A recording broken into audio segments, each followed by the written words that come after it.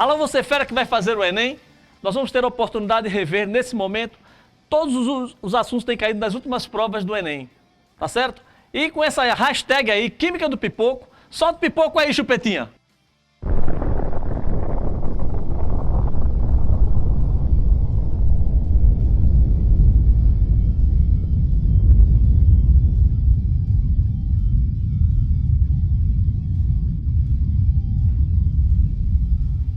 Bomba nuclear não, meu filho! Assim você acaba com tudo. Solta um pipoco. Agora, nós vamos rever inicialmente a primeira reação muito importante que tenha caído na prova do Enem, inclusive que é uma reação que se dá no nosso dia a dia, que é a reação de neutralização. Acompanha comigo na tela. É aquela reação que eu tenho um ácido e uma base e que vai produzir sal e água. Essa é uma das reações que ocorre conosco quase que diariamente.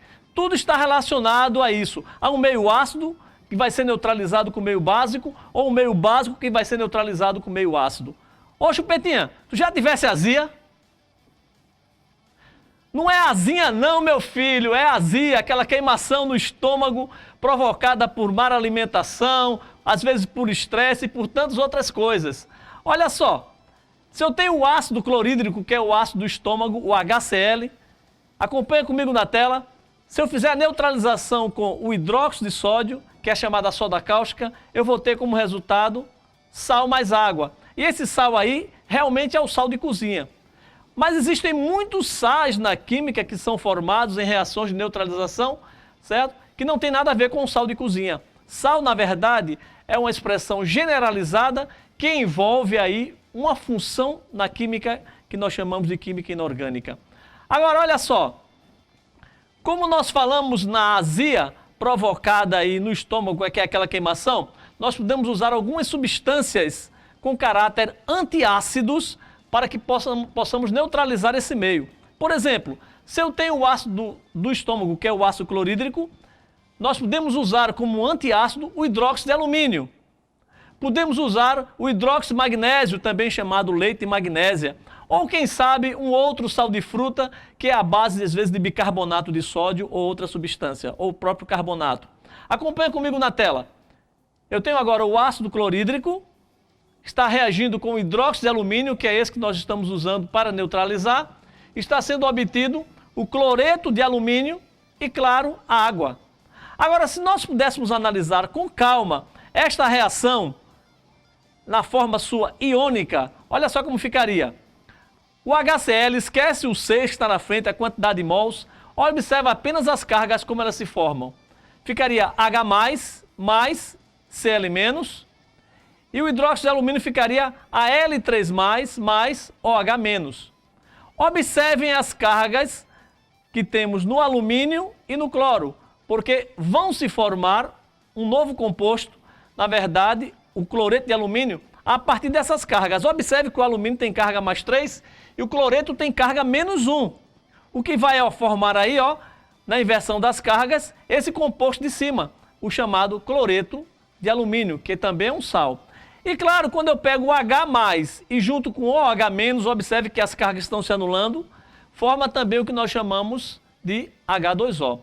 Bom lembrar para você, fera, olha a dica aí. A neutralização se dá pelo meio ácido e o meio básico, ou seja, a formação da água é que gera a neutralização. Muitas pessoas pensam que é pela formação do sal, mas não é, é pela formação da água. Acompanha comigo agora essa aplicação da vida, esse exercício muito interessante. Para auxiliar a digestão dos alimentos, o estômago secreta ácidos e o excesso desses ácidos pode gerar as chamadas úlceras. Um dos ácidos secretados pelo estômago é o ácido clorídrico. Os antiácidos são formulações farmacêuticas contendo um princípio ativo capaz de remover o excesso de ácidos. Dois antiácidos comercialmente conhecidos são o Alka-Seltzer e o leite de magnésia. E aí vem as perguntas para que nós possamos imaginar em suas respostas. Sabendo-se que é o princípio ativo do Alka-Seltzer é o hidrogênio carbonato de sódio, ou também chamado de bicarbonato de sódio, Explique com auxílio de uma equação química por que os antiácidos são utilizados para combater a azia. Como eu acabei de dizer para vocês, eu falei que o meio ácido é neutralizado por um meio básico e o meio básico é neutralizado pelo meio ácido. Então, na verdade, a neutralização se dá pela formação da água, ou seja, o cátion H+, vai ser neutralizado pelo ânion OH-. Agora, observa logo a letra B. Ele diz, represente a fórmula estrutural do íon carbonato. Na verdade, não vamos representar a sua fórmula estrutural, vamos deixar para outro momento. Vamos mostrar como é feita a ionização desse ácido. Olha só, eu tenho o ácido carbônico, que é o H2CO3.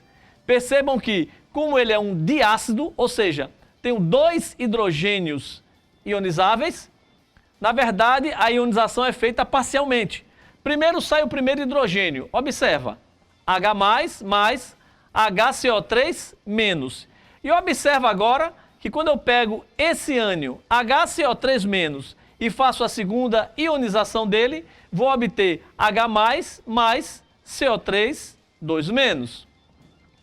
Quando eu faço a soma dessas equações, vai ficar o seguinte, cancela esse aqui, HCO3- de um lado, com o HCO3- do outro lado da reação. Quando eu faço a soma, vou obter H2CO3, produzindo 2H+, mais CO3-. E esse ânion aqui é que nós chamamos ele de bicarbonato ou hidrogeno carbonato. E o de baixo é o que nós vamos chamar apenas de carbonato. Então, cuidado, fera, se liga aí com essa dica. O bicarbonato tem um hidrogênio, enquanto que o carbonato não tem hidrogênio. Agora observe aqui na letra C, ele pergunta, no leite de magnésia, que é outro antiácido que nós podemos usar, como diz o próprio enunciado da questão, o princípio ativo é o hidróxido de magnésio. E ele pede para escrever essa reação química que vai ocorrer no estômago, essa reação estomacal. Então nós temos, mais uma vez, o ácido clorídrico, que é um ácido do estômago, que tem um pH muito baixo, em torno de 2,5, está reagindo agora com hidróxido de magnésio, que é uma base que vai neutralizar. Agora, cuidado, hein, Chupetinha? Essa base hidróxido de magnésio é um laxante, meu filho. Cuidado, não toma demais. Então, o que acontece? Vai haver a formação de um sal, que o sal aqui seria o cloreto de magnésio, mais a água, que estaria neutralizando o meio. Ok?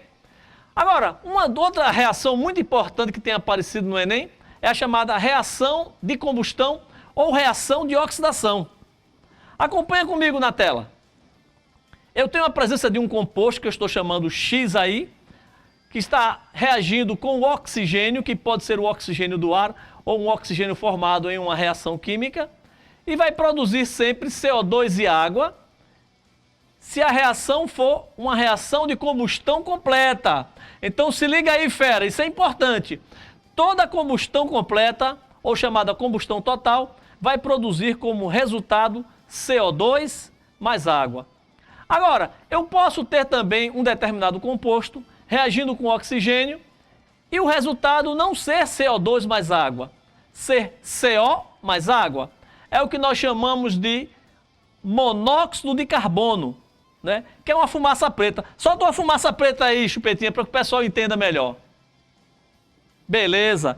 Agora, nós podemos ter também como produto dessa reação, que é chamada de combustão incompleta ou parcial, a presença de carbono e água, que é aquilo que nós costumamos chamar de fuligem, que é aquele pozinho preto que vai saindo, às vezes quando nós fazemos alguma queima, que às vezes as mulheres nem gostam porque vão assanhando os seus cabelos aí e colocando algumas sujeiras.